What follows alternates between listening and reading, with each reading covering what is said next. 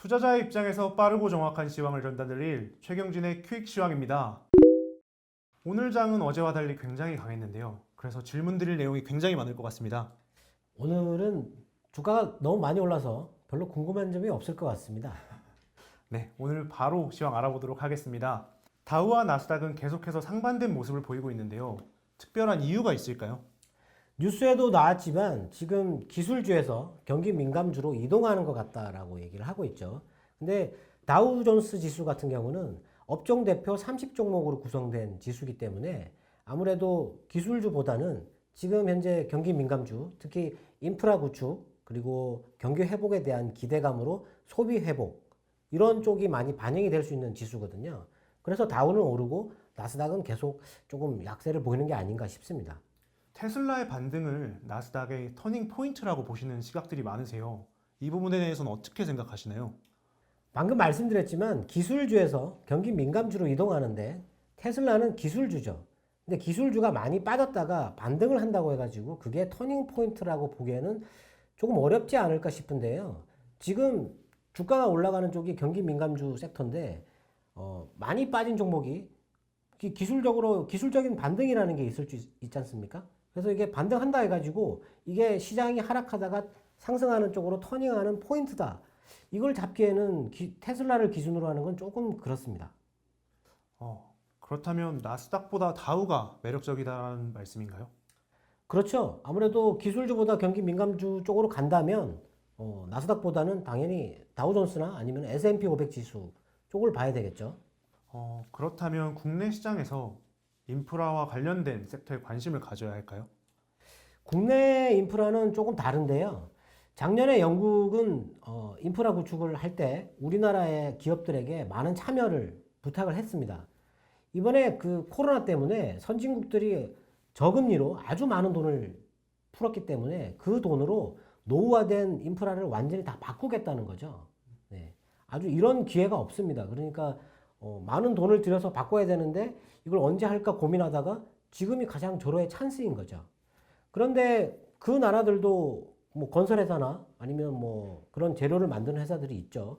근데 우리나라에게 그런 도움을 요청하는 나라도 있지만 미국 같은 경우는 아직 그런 얘기는 없어요. 국내 업체들의 참여를 요청한다 뭐 이런 얘기는 없는데 우리나라는 그쪽으로 수출하는 철강이나 시멘트 뭐 이런 쪽으로 수혜를 볼 가능성이 있죠. 오늘은 미국 시장 대비해서 국내 시장이 강하게 올라왔어요. 혹시 특별한 이유가 있는지 궁금합니다. 어제 제가 말씀드렸을 때 오늘 선물 옵션 만기이기 때문에 변동성이 좀 클 수 있고 그리고 마감할 때 대규모 매도나 대규모 매수가 발생할 수 있다고 말씀을 드렸는데 오늘 장중 흐름을 보면 외국인이 거의 매수를 꾸준하게 이렇게 계속 지속적으로 하는 흐름이었어요. 그러고 나서 마감해서 1조 원을 더 샀습니다. 여기서 7천억, 여기서 1조 원.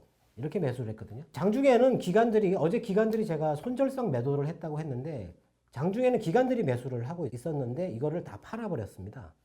근데 외국인이 매수한 업종을 보면 거의 전 업종을 매수를 했는데 전기전자 업종을 8천억 넘게 매수를 했어요. 그리고 화학을 한 3천억 정도 매수를 했는데 이렇게 큰 대기업들이 있는 시가총액 상위 종목이 있는 업종을 매수를 많이 했다라는 얘기는 이제 환율을 좀 생각을 해봐야 되거든요. 환율이 꺾일 수 있다. 뭐 이런 포인트라고 생각할 수 있는데 오늘은 우리나라 시장에서 이렇게 외국인이 갑자기 선물 옵션 만기 날 이렇게 매수를 강하게 한 이유를 조금 따져보면 어제 미국의 그 10년물 국채금리 입찰이 있었지 않습니까? 네, 그렇죠. 네. 그게 성공적으로 되면서 금리가 안정적으로 됐다라는 그런 신호가 있었다고 분석을 했는데 오늘은 금리에 대해서 좀 얘기를 해야 될 것 같아요. 지금 현재 그 뉴스를 보면 금리가 오르는 게 악재라고 얘기를 하는데 금리가 오르는 게 반드시 악재는 아닙니다. 경기 흐름상을 보면 경기가 저점을 기록을 할 때 이때는 소비도 부진하고 투자도 부진하거든요. 기업들의 설비 투자 이런 것도 부진한데 이걸 높이기 위해서 중앙은행에서 유동성을 시장에 많이 방출을 하게 되죠. 그리고 금리를 낮추거나 동결을 하는 상태가 되는데요. 그러고 나서 금리가 살짝 오르기 시작합니다. 그때 이제 소비가 늘어나고 그리고 투자도 늘어나게 되는데 이때가 경기가 저점에서 회복하는 시점이지 않습니까? 그러면 이때 금리가 오르는 게 악재가 아니죠. 호재가 되는 겁니다. 경기 회복을 알리는 신호가 되는 거죠. 그리고 경기가 정점일 때는 이게 이제 물가도 많이 오르고 그리고 기업들의 금리도 많이 올라 있는 상태이기 때문에 비용도 많이 증가한 상태고 그래서 투자가 줄어들게 되죠. 그래서 이게 둔화 조짐이 보이는데 그때 중앙은행이 이 둔화를 막기 위해서 금리를 인하를 하게 되는 거죠. 그러면 이때는 금리가 인하가 아주 중요한 위험 신호이거든요. 이게 경기가 이제 둔화로 가는구나. 그걸 알리는 그런 신호가 되는 거죠. 그래서 금리가 이렇게 인하될 때 이때는 이제 주가가 빠지게 되는 거고 경기가 살짝 올라올 때 이때는 주가가 올라가게 되는 겁니다. 근데 원래 이론적으로는 반대로 얘기를 하죠. 금리가 오르면 주가에 안 좋고 금리가 내리면 주가에 좋다라고 얘기를 하는데 실제 이 금리 흐름상으로 보면 지금 같은 바닥에서 금리가 올라갈 때는 경기 흐름에 좋은 신호라고 봐야 되기 때문에 원래는 이게 악재가 아니라 호재로 봐야 되는데 너무 갑자기 오르니까 그리고 물가도 갑자기 뛰니까 그게 우려감이 커지는 거죠. 근데 중앙은행이 원래는 이게 물가가 뛰고 금리가 오르면 이걸 잡아줘야 되거든요. 물가가 천천히 오르도록 아니면 너무 많이 뛰면 이걸 끌어내릴 수 있도록 금리를 인상하거나 유동성을 흡수를 해서 이걸 낮추려고 하는데 연준이 그걸 안 하겠다고 했습니다. 그냥 참으라는 얘기죠. 그러니까 전문가들은 더 우려하는 겁니다. 이게 더 많이 뛸까 싶어서. 그리고 그렇게 되면 갑자기 긴축을 하지 않을까라고 얘기를 했는데 연준은 그럴 가능성이 없다고 지금 계속 얘기를 하고 있죠. 중앙은행에서 얘기를 하는데 그런 의심이 자꾸 늘어나니까 시장이 불안해지는 거죠. 지금은 금리가 떨어지면 오히려 악재가 될 수 있어요. 경기가 회복하는 단계에서 갑자기 금리가 낮아지게 되면 오히려 이거는 회복하다가 다시 침체로 가는 게 아닌가 하는 신호로 받아들여질 수 있기 때문에 지금은 금리가 여기서 계속 횡보를 하거나 천천히 올라주는 흐름이 나올 거라고 이게 좋은 시장의 신호라고 보여집니다. 그래서 앞으로 오늘 또 30년물의 그 국채 입찰이 있는데 그때도 금리가 안정적으로 된다 그러면 이제 금리가 천천히 오르게 될 거라고 보여지거든요. 그러면 시장이 아주 강하게 반등할 수 있습니다. 그렇다면 어제와 달리 이제는 좀 적극적으로 투자를 해야 된다 이런 말씀이신가요? 오늘 외국인의 매수를 보면 외국인이 선물을 장중에 4천억 정도 매수를 하고 있다가 마감할 때 이걸 마이너스 3천억으로 바꿨습니다. 그러니까 선물을 팔고 주식을 1조 원을 샀다는 얘기죠. 이거는 아주 강한 신호인데요. 원래 두 개 다 사는 게 제일 좋은 신호이긴 합니다만 선물을 팔고 현물을 샀다라는 거는 주식을 산다라는 거는 아무래도 조금 더 장기적으로 보겠다라는 얘기가 되고 전기전자하고 화학을 많이 샀다는 거는 이제 앞으로 환율이 안정적으로 내려올 가능성이 있다라고 볼 수도 있거든요. 그렇기 때문에 지금은 조금 긍정적으로 보고 적극적으로 시장에 대응을 하는 게 맞다고 생각합니다. 5월 3일에는 공매도 재개 이슈가 있는데요. 이에 앞서서 3월과 4월에 어떻게 대응을 해야 될지 궁금합니다. 공매도가 시작된다고 해서 주가가 빠지는 게 아닌데 많은 분들이 공매도가 시작되면 주가가 많이 빠질 수 있다라고 생각을 합니다. 근데 공매도를 하려면 먼저 펀드에 들어있는 종목을 다 편출시켜야 됩니다. 그래야만이 공매도를 하는 거지 편출되지 않은 상태에서 공매도를 하면 이거 손해나지 않습니까? 그렇다고 해서 다 제외할 수는 없겠죠. 왜냐하면 인덱스 펀드는 일정 부분 업종별로 다 가지고 있어야 되기 때문에 다 편출할 수는 없지만 같은 업종이라도 롱이라고 해서 매수 포지션을 잡는 게 있고 숏이라고 해서 매도 포지션을 잡는 게 있어요. 그래서 그렇게 나눌 수 있는데 일단 펀드 안에 든 공매도 대상 종목은 빼내야 되겠죠. 그래서 매도를 미리 하게 되는데 공매도 같은 경우는 보통 그 증권사들이나 그 운용사들이 전망치를 내놓을 때 투자 목표 가격을 올리거나 경제 성장률 전망치를 상향할 때 미래에 대한 희망을 얘기하면서 좋은 얘기를 하면서 이렇게 올리죠. 그럴 가능성이다라는 걸 얘기하는 건데 공매도는 그거보다 더 정확해야 됩니다. 지금 현재 주가가 너무 높거나 적정 주가를 훨씬 넘어 있거나 아니면 실적이 개선되기가 어려운 종목, 지금 실적이 안 좋은데 앞으로도 실적이 안 좋을 것 같은 그런 종목들, 그런 종목에 대한 뷰가 확실해야만 공매도를 하는 거거든요. 왜냐하면 경제는 성장하지 않습니까? 경제는 성장하는 거기 때문에 반대로 투자하는 것은 상당히 위험한 투자입니다. 근데 물론 기관들은 투자가 아니라 이거는 방어적인 수단으로 활용하는 건데요. 반대로 투자를 하게 되면 손실이 크게 날 수 있어요. 그렇기 때문에 어떤 정확한 뷰를 가지고 공매도를 하는 거거든요. 그래서 공매도를 한다고 해서 너무 겁을 낼 건 없을 것 같고 지금 이유 없이 빠지거나 아니면 실적이 나쁜데 너무 많이 올라와 있거나 그런 종목들은 되도록이면 피하는 게 좋을 것 같습니다. 대부분의 종목이 코로나 이후에 많이 상승을 했습니다. 그렇다라고 하면은 시가총액 상위 종목들은 매도를 하는 게 맞을까요? 공매도가 지금 그 기준을 정부에서 코스피 200과 코스닥 150에서 하겠다라고 했기 때문에 이게 다 대형주지 않습니까?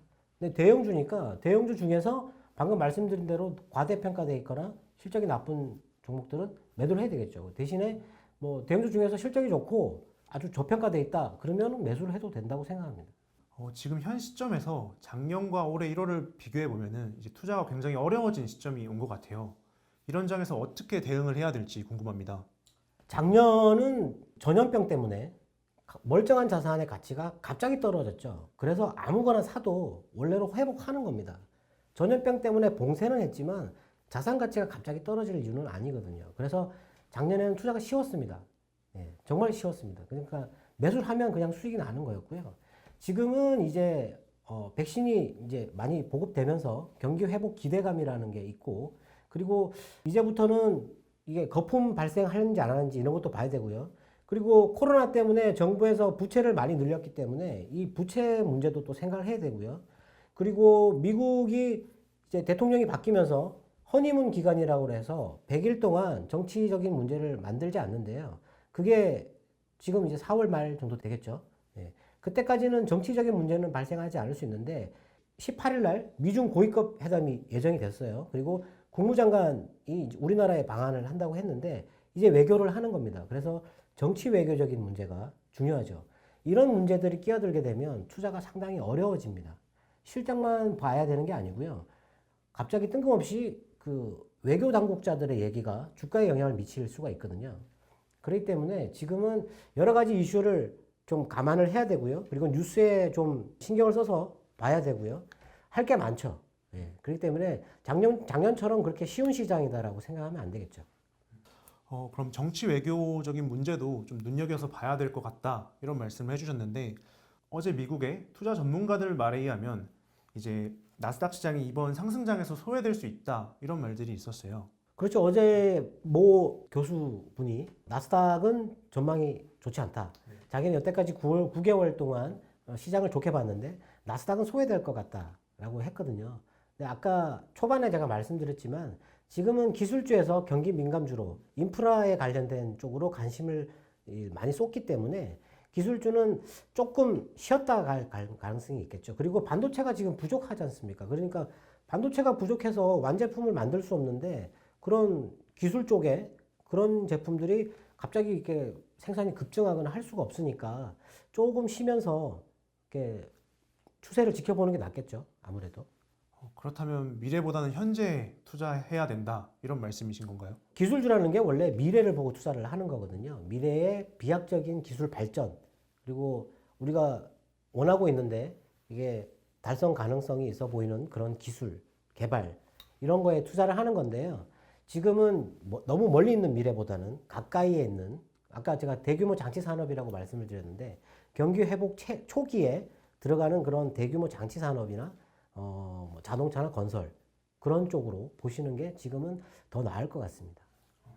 성장주라고 하면 바이오주를 빼놓을 수가 없는데요. 3월 달에 SK 바이오사이언스가 상장한다라는 말이 있습니다. 이렇게 된다라고 하면 3월 달에 바이오 투자 어떻게 생각하시나요? 원래 헬스케어 업종은 미래 산업이죠. 아주 유망한 산업이라고 얘기를 하는데요. 금리가 올라가게 되면 기업들의 조달 비용이 증가하지 않습니까? 근데 바이오는 아주 먼 미래에 있는 산업이거든요. 그래서 금리가 올라갈 때 이런 바이오 업종은 사실 비용적인 측면에서 부담을 많이 가지게 됩니다. 물론 이제 대형 제약사들은 실적이 있기 때문에 금리가 오르는 비용을 감당할 수 있는데요. 일부 바이오 회사들은 적자 상태지 않습니까? 적자 상태인데 계속 금리가 올라가게 되면 비용이 너무 많이 증가하게 되죠. 예. 그렇기 때문에 바이오 종목 같은 경우는 금리가 조금 안정될 때 그때 보시는 게 낫지 않을까 싶습니다. 오늘도 투자자분들의 궁금증이 해소되었는지 모르겠습니다. 오늘 너무 많은 얘기를 했는데요. 네. 주가가 많이 올라서 정말 다행인 것 같습니다. 내일은 더 좋은 내용 기대하면서 다시 인사드리도록 하겠습니다. 지금까지 최경진의 퀵시황이었습니다. 감사합니다.